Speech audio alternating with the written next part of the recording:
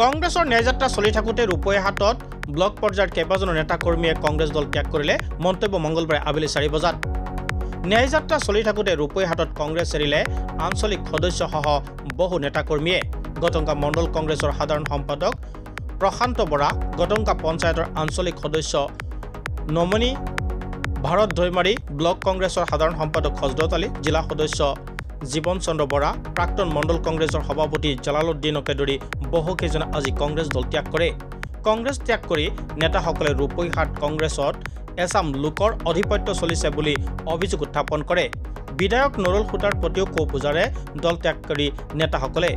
সমষ্টি পুনৰ নিৰ্ধাৰণৰ পিছত বিধায়ক নুৰুল হুদাই ৰূপহী ব্লকৰ প্ৰতি পিঠি দিয়া বুলি অভিযোগ উত্থাপন কৰিছে এই নেতাসকলে। ন্যায় যাত্ৰাৰ সময়ত এইসকলক নেতাক কোনো ধৰণৰ খা খবৰ নোলোৱাৰো এক গুৰুতৰ অভিযোগ উত্থাপন কৰে।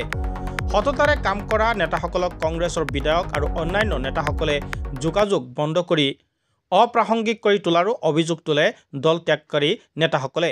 এই মুহূৰ্তত মন্তব্য আছে আপোনালোকলৈ আগবঢ়াইছো।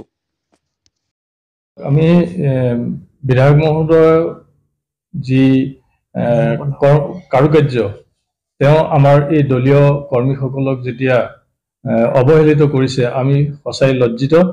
আৰু তেওঁৰ দৰে বিধায়ক যদি আমি লগত থাকোঁ তেনেহ'লে আমাৰ ভৱিষ্যত অন্ধকাৰ আছে। আৰু সেয়ে আজি আমাৰ সমূহ ৰূপহী ব্লক কংগ্ৰেছৰ বিষয়ববীয়াসকল লগতে আমাৰ মণ্ডল আমি সকলোৱে একেলগে আজি কংগ্ৰেছ ত্যাগ কৰিছোঁ। তেওঁৰ এতিয়া অমনোযোগিতা, তেওঁ যিহেতু এতিয়া বেলেগ সমষ্টিৰ বিধায়ক হ'বলৈ গৈ আছে আৰু সেয়েহে আমাৰ ৰূপহী যিখিনি দাঁতিকাষৰীয়া অঞ্চল আছে, জিপিসমূহ আছে, তেওঁ আমাক অমনোযোগিতা অৱহেলিতভাৱে আমাক চাই আছে। সেয়েহে আমি এই কংগ্ৰেছ দল ত্যাগ কৰিবলৈ আগবাঢ়ি আহিছোঁ। আমাৰ বিধায়ক আছিলে নুৰুল হুদা।